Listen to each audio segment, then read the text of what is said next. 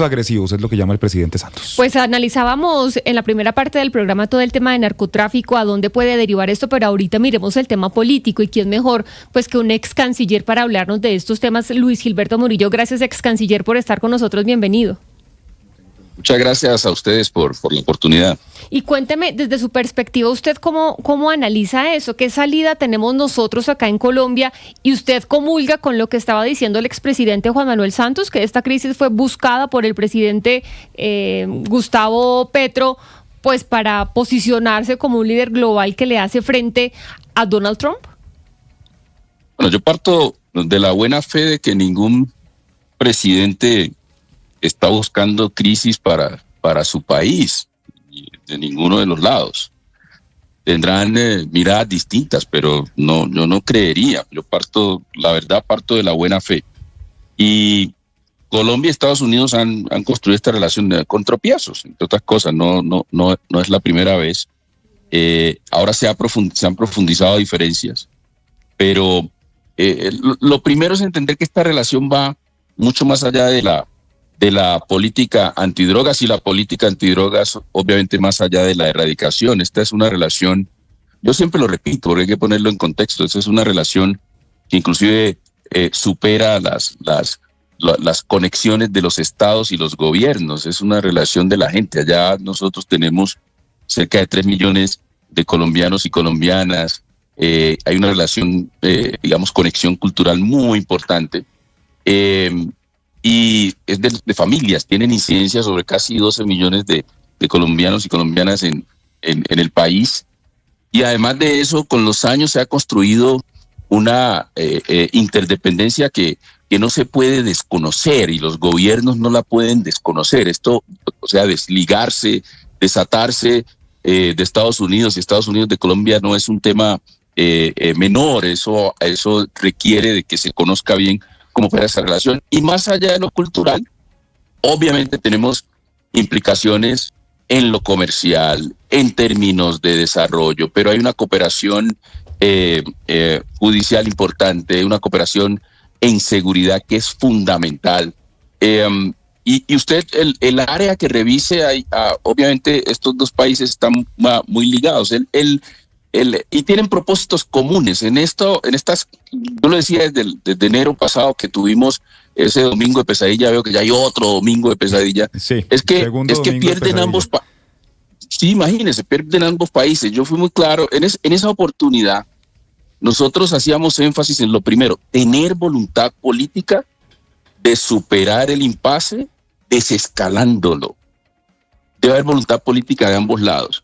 Y además de eso, entender que se debió implementar, y de eso hablamos. Yo en mis conversaciones los últimos días en la Cancillería lo discutimos con Mauricio Claver y otras personas del Departamento de Estado de Casa Blanca, que había que encontrar los puntos comunes y trabajar en una agenda, así fueran pocos esos puntos comunes, que llevara a la reconstrucción de la confianza, porque quedó bastante maltrecha después del 26 de enero. Y esa tarea creo que no se avanzó. Y se empezó a escalar y a calentar esta relación que nos llevó al punto donde estamos hoy. Muchos tendrán sus interpretaciones, en fin, pero hoy no se trata, primero, esto no es de analistas hoy, ni de buscar culpables. Hoy es de los operadores que puedan ayudar a superar el impasse, porque si no se tiene en cuenta eso y nos vamos a las diferencias entre los gobiernos, los presidentes, los estados, llegamos a un punto donde ambas naciones van a perder. Sí, ¿y quiénes ganan? Murillo. Pues los mismos de siempre, los malos, los narcos, los que quieren desestabilizar a Colombia, en fin. Sí, usted conoce muy bien Estados Unidos, usted llegó a este gobierno del presidente Petro primero como embajador en Washington, luego asume la Cancillería, y ya decía usted que esta relación entre Estados Unidos y Colombia ha tenido sus tropiezos. Viene a la mente, por supuesto, ese domingo 26 de enero que usted llama domingo de pesadilla. Después vino una desertificación en la lucha contra las drogas, al presidente Petro le revocaron la visa, así como a buena parte del gabinete, después de esas declaraciones allí con el megáfono en Nueva York en el marco de la Asamblea de las Naciones Unidas. Y por supuesto empieza uno a pensar, ese domingo 26 de enero, usted, junto en ese momento a Laura Sarabia, junto a Jorge Rojas, junto al embajador García Peña, lograron apagar el incendio porque ese día el mismo presidente Donald Trump, que estaba recién llegado a la Casa Blanca, nos puso aranceles. Fuimos tal vez los primeros, si no de los primeros en tener aranceles, una revisión de seguridad más exhaustiva, revocación de las visas del gobierno, y ustedes lograron apagar en ese momento ese incendio de manera diplomática, entre otros con Mauricio Claver Carone allí en la Casa Blanca. En este momento las cosas han cambiado. El país fue desertificado, el presidente Gustavo Petro no tiene visa, el gabinete, incluida la canciller Rosa Yolanda Villavicencio, no tiene visa. ¿Quiénes pueden ser esos operadores y cómo salir de este impasse? No, obviamente no se debe perder la interlocución, y aquí hay que darle paso a la diplomacia y punto. El gobierno colombiano tiene un equipo diplomático muy bueno en Washington, empezando con el embajador Daniel García Peñas, que fue central en la superación de la crisis a principio de año. También allá usted tiene diplomáticos como Oscar Gamboa o Daniel Ávila o Andrea Jiménez. Es un equipo que puede jugar un papel y debería jugarlo central en esto, pero también el embajador McNamara tiene un equipo muy importante acá. Yo creo que ese es el primer paso para abrir los canales de interlocución en torno a estas diferencias que se han presentado, que se presentan, porque Colombia obviamente tiene sus posiciones frente a distintos sucesos en el país y sucesos internacionales, lo mismo que los Estados Unidos. Y en un marco de respeto a la soberanía y a la independencia de cada país, se puede llegar a dialogar y se puede llegar inclusive a acuerdos. Y de eso se trata. Pero si la intención no es buscarlos, va a ser muy difícil. Yo creo que aquí alguien de alguno de los lados tiene que llamar a ese diálogo, y en eso ambos lados tendrán que ceder, porque realmente esto no conduce a nada bueno. ¿Y quiénes terminan sufriendo? Pues un número, yo les decía a ustedes las implicaciones que esto tiene, algunas económicas, comerciales, pero realmente es sobre las implicaciones sobre la gente. ¿Cuál es el interés nacional central? Los colombianos y las colombianas, los que están aquí y las familias que tenemos allá. Y con base en ese punto de partida del interés nacional, con base en esos colombianos y colombianas, creo que tiene que empezar la discusión. Pero, ex canciller Murillo, no sé yo si tengo también una lectura un poco diferente. Entiendo que hay un equipo de diplomáticos muy importante y bien formado en Washington, pero yo creo que ahora hay una situación muy diferente. La primera, nosotros no tenemos cabeza que pueda interlocutar con Estados Unidos, hablo de presidente y canciller. Y el segundo, que creo que yo es el más importante, es el despliegue militar de los Estados Unidos. Ya estamos hablando pues de operaciones en aguas internacionales, ya estamos hablando de una autorización por parte de Donald Trump a la CIA para hacer operaciones terrestres en Venezuela, e incluso una amenaza de hacer operaciones en Colombia. ¿Esto qué tan real usted lo ve? ¿Usted ve posible que Estados Unidos haga una operación aquí en nuestro país? Mire, yo voy a resaltar esto. Hay múltiples situaciones difíciles y amenazas, pero lo que yo planteo es que ninguna de estas situaciones son insuperables. Y lo hemos visto primero, estamos en un ambiente internacional muy volátil, donde realmente mucho del conocimiento convencional que se tenía ya no aplica, y en un mundo donde realmente se está reconfigurando su estructura de poder. Estados Unidos ya tiene unas señales de su comportamiento, y lo que hemos visto es que depende mucho del diálogo bilateral. Inclusive puede cambiar de posiciones diametralmente. Todos estos temas se pueden discutir, se pueden dialogar con los Estados Unidos si existen los canales y si se puede construir la voluntad de lado y lado. A eso me refiero. Hay formas de hacerlo, no necesariamente tiene que ser las formas tradicionales. Aquí puede mucha gente mediar, muchos pueden servir de canales. Yo recuerdo que en la experiencia pasada en enero, aunque usted dice que ha cambiado, pero yo creo que los mecanismos siguen allí. Nosotros nos apoyamos en muchos colegas cancilleres que tenían un diálogo directo con Casa Blanca y con las personas clave que necesitábamos para mover esto, y lo hicimos. Es decir, esa triangulación se hizo. Es decir, mi invitación es que aquí hay un trabajo diplomático, detrás de escena, que se puede hacer y que hay que hacerlo porque estamos en medio de la crisis. Es decir, todavía no se ha superado ese impasse. Y yo sí considero que el impasse puede ser superable.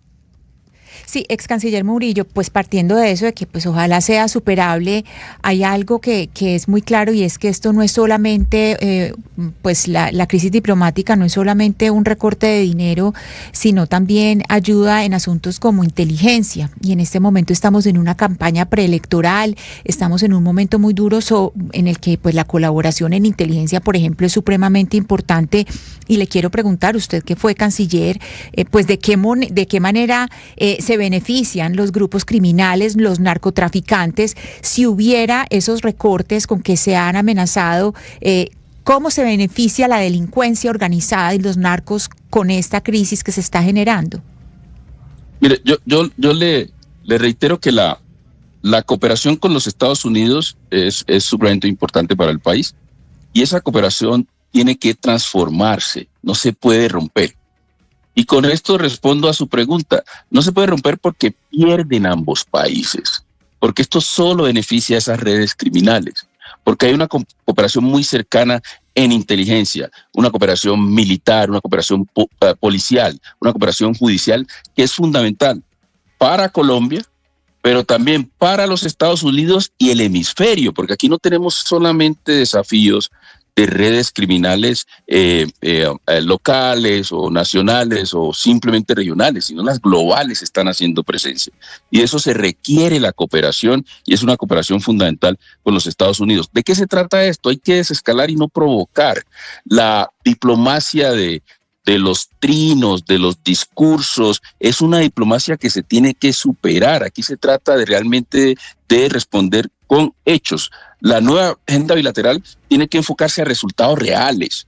Y esa es la discusión que hay que dar, porque se tiene que dar con evidencias. Sí. Debe ser menos ideológica, no es un tema de simpatías personales. Y yo lo he venido planteando. Y también hay que reconocer errores de la implementación de la política. Y es ahí donde hay que hacerlo conjuntamente con los socios. Sí.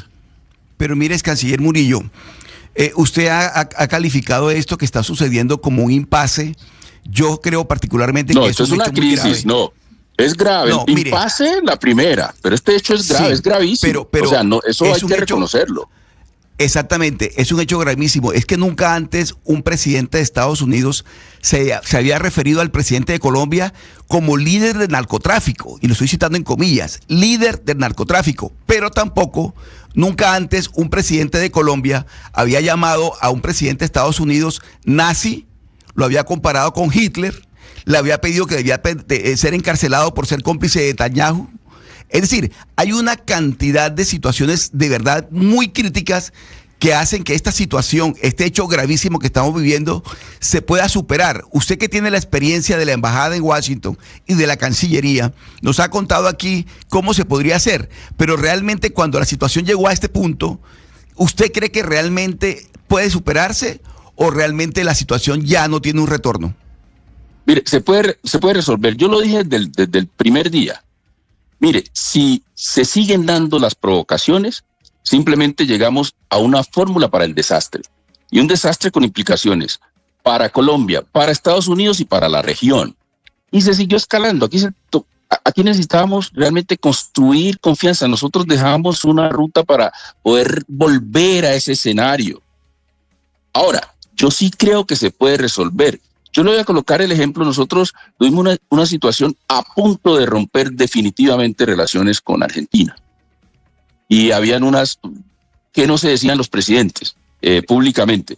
¿Y cómo lo logramos? Haciendo un trabajo silencioso, meticuloso, reconociendo ambos que podíamos mover conjuntamente, teniendo en cuenta que el interés particular muy de ambos países eran las poblaciones que teníamos, tanto en colombianos en Argentina como argentinos en Colombia, y logramos superar esa situación que parecía insuperable.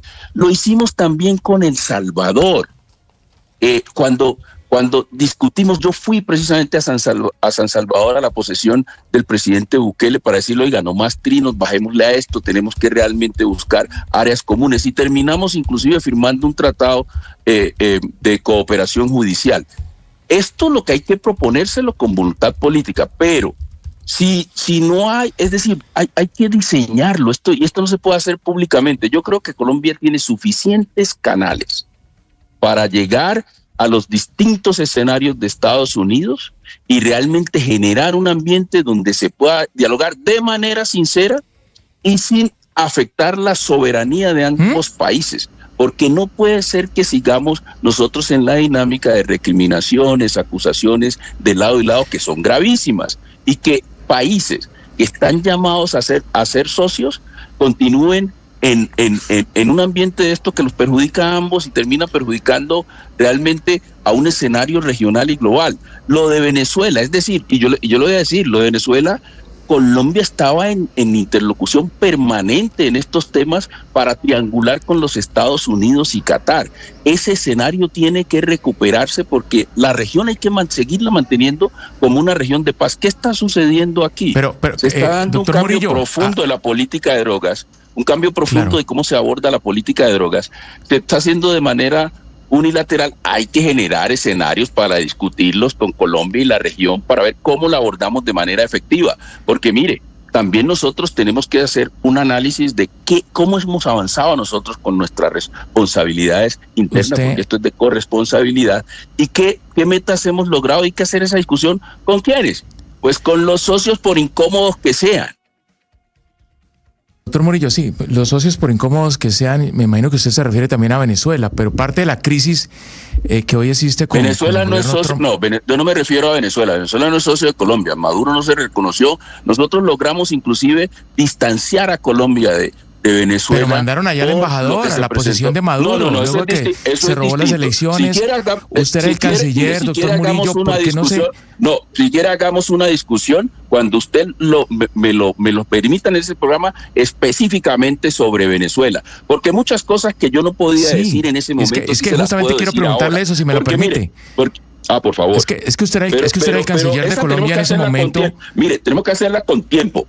Pero me permite preguntarle, doctor Murillo, ¿me permite? Me invitan a otro programa y hablamos de eso, para que no me haya tiempo suficiente. Para ese tema, porque ese le preguntamos solamente de lo que usted quiere que le preguntemos. No, de ninguna manera, pregúntelo de Venezuela. Bueno, por eso, entonces, es que me parece a mí que parte de la crisis que hoy existe con el gobierno Trump tiene que ver con una posición ambigua del gobierno Petro frente al régimen de Nicolás Maduro.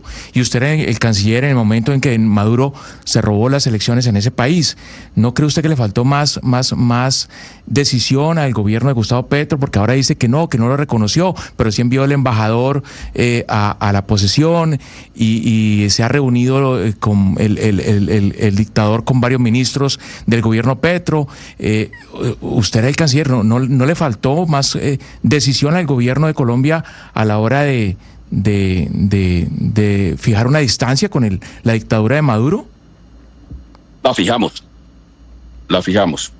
Mire, nosotros hicimos todo lo posible para poder garantizar inclusive que Venezuela llegara a elecciones. Usted recordará que ni siquiera se daban las fechas para elecciones, trabajando conjuntamente con varios países, incluyendo a los Estados Unidos. Eso se logró. Usted recuerda que estaba muy enfriado el tema de la participación de la comunidad internacional en lo de Venezuela y en el caso de Venezuela, y se hizo la primera conferencia en Colombia. Yo establecí, inclusive siendo embajador, canales directos con la oposición, y puede consultarle a María Corina Machado, puede consultarle a Edmundo González. Teníamos un canal directo y canal obviamente que se mantenían con el gobierno de Venezuela. Cuando se dio la situación de las elecciones, y por eso se llegó a elecciones, porque recuerde que no había ni fecha para esas elecciones. Cuando se llegó a las elecciones, que se presentó la situación de las elecciones, nosotros no reconocimos, porque nunca mostraron las actas, no reconocimos el gobierno de Maduro. Y usted sabe que decidió el gobierno que no había presencia.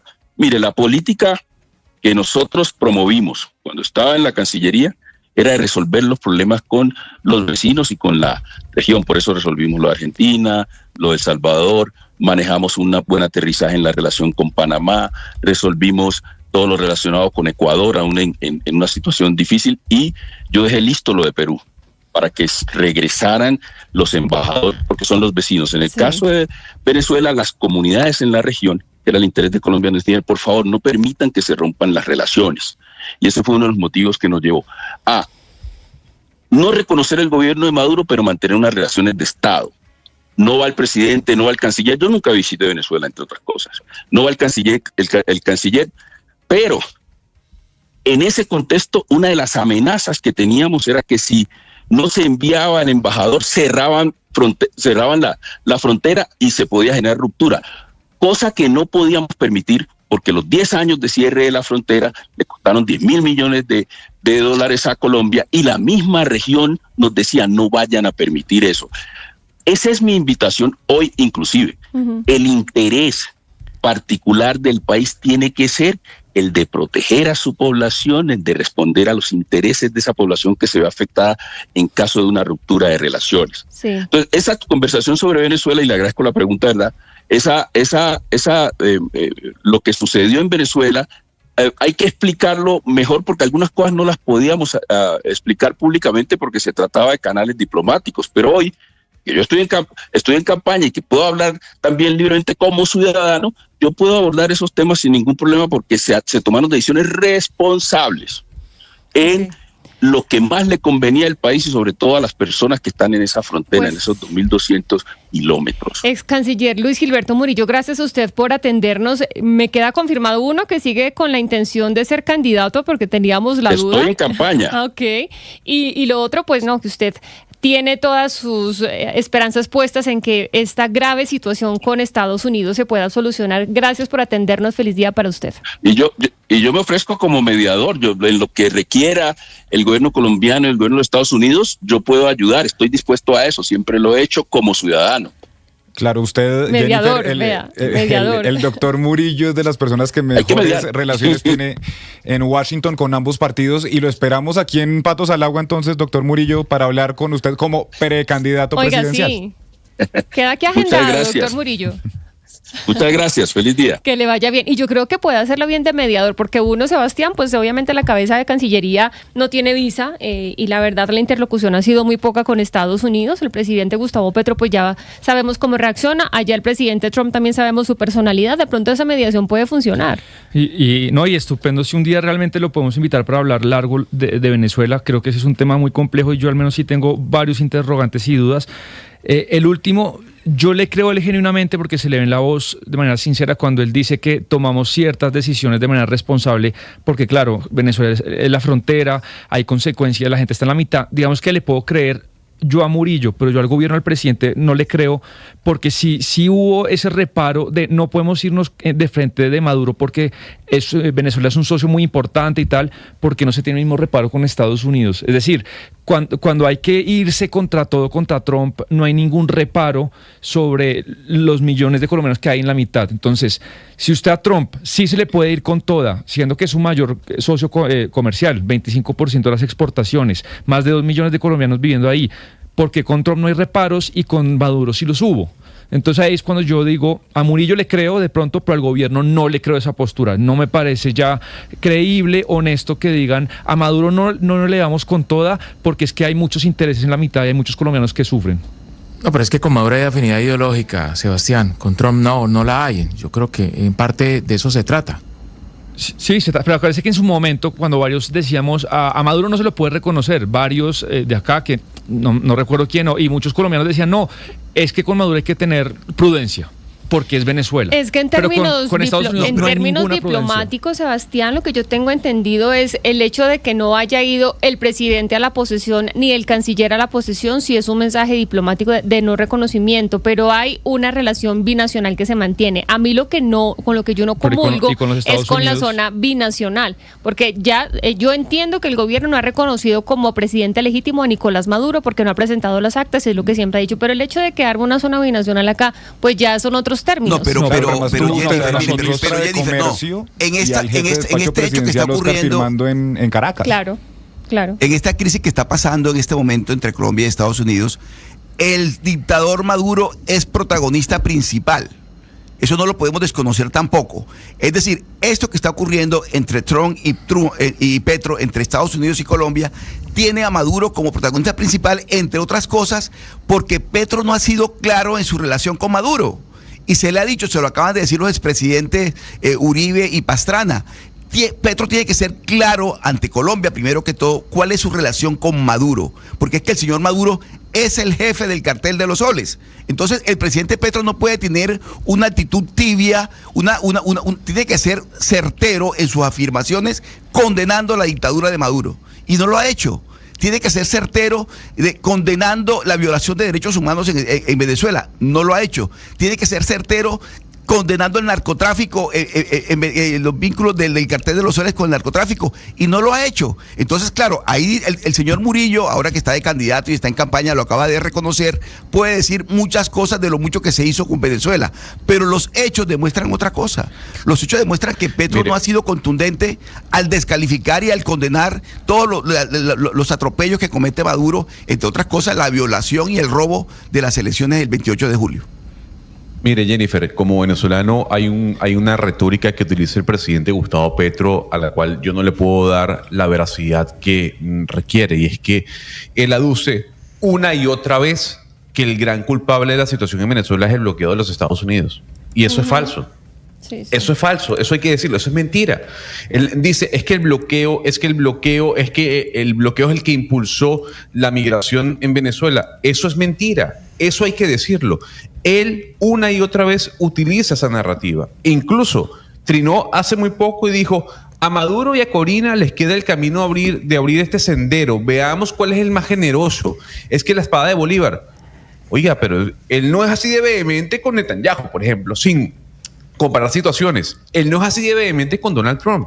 Y porque si es así, porque no abre el espacio para condenar lo que está pasando en Venezuela. Yo coincido con Oscar, pero aquí el hecho de decir, es que son las sanciones, es que Donald Trump, ahí está justificando la situación de Venezuela. Y yo creo que precisamente lo que está pasando de tildar de narcotraficante a Gustavo Petro y ponerlo pues al mismo nivel en el que puso a Nicolás Maduro al decir que él es la cabeza del cartel de los soles, pues lo que hace es presionar a Gustavo Petro, presionar al gobierno colombiano a decir, bueno, tome una posición clara, porque precisamente el gobierno de Gustavo Petro se ha puesto en esa medianía y que es muy claro, nosotros ya vimos, la experiencia nos ha enseñado, cerrar la frontera no sirve, cortar relaciones no sirve. ¿Por qué? Porque es que lo que se trata es de las vidas de muchos colombianos que están allá y de venezolanos que están acá y de una frontera que es inmensa. Entonces, eso de cortar relaciones no sirve, pero es que es muy distinto cortar relaciones a avalar implícitamente un régimen como el de Nicolás Maduro.